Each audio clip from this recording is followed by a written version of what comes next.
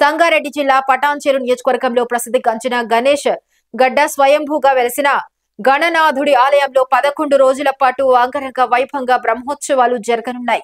ఎక్కడైనా వినాయకుడి ఆలయంలో బ్రహ్మోత్సవాలు విగ్రహ ప్రతిష్ఠ జరిగిన రోజు జరుగుతాయని, గణేష్ గడ్డలో మాత్రం వినాయక చవితి రోజు స్వామివారు స్వయంభూగా వెలిసిన దినం కావున వినాయక చవితి పర్వదినం రోజే బ్రహ్మోత్సవాలు ప్రారంభం కావటం ఇక్కడ ప్రత్యేకత అని ఆలయ అర్చకులు అన్నారు.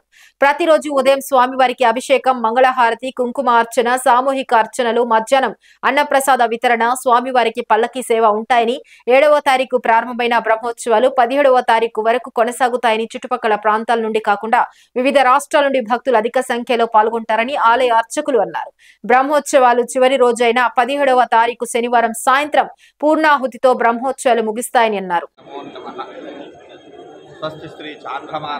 కోదినామ సంవత్సరం దక్షిణాయనం వర్షత్తు భాద్రపద మాసం శుద్ధ వినాయక చవితి పర్వదిన కాలము పురస్కరించుకొని మన సంగారెడ్డి జిల్లా పటాన్చెరు మండల రుద్రారం గ్రామం గణేష్ గడ్డ ఈ గ్రామంలో వెలిసినటువంటి మన సిద్ధి వినాయక స్వామి స్వయంభూ. ఈ స్వామికి ప్రతి సంవత్సరం వార్షిక బ్రహ్మోత్సవం జరుపుకుంటున్నాము. అయితే మామూలుగా ఎక్కడైనా వార్షిక బ్రహ్మోత్సవం జరుపుకోవాలనుకుంటే అక్కడ ప్రతిష్ఠించిన ఆ సమయానికి మాత్రమే జరుపుకుంటారు. ఇది చాలా విశేషమైనటువంటిది. మన దగ్గర అలా కాకుండా స్వామివారు స్వయంభూగా వెలిసి వినాయక చవితి రోజే మొదలుకొని అనంత చతుర్దశి అంటే 11 రోజులు ఆ స్వామివారికి బ్రహ్మోత్సవం జరుపుకుంటాము. కాబట్టి ఈరోజు 7వ తారీఖు శనివారం వినాయక చవితి మొదలుకొని 17 తారీఖు మంగళవారం సాయంత్రానికి ఈ కార్యక్రమాలన్నీ పూర్తవుతాయి. అయితే ప్రతిరోజు కూడా ఉదయం 6 గంటలకు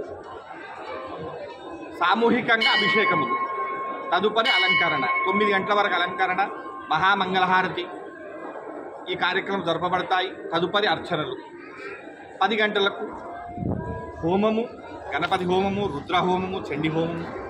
మధ్యాహ్నం 12:30 గంటలకు అన్న సంతర్పణ కార్యక్రమం జరపబడుతుంది.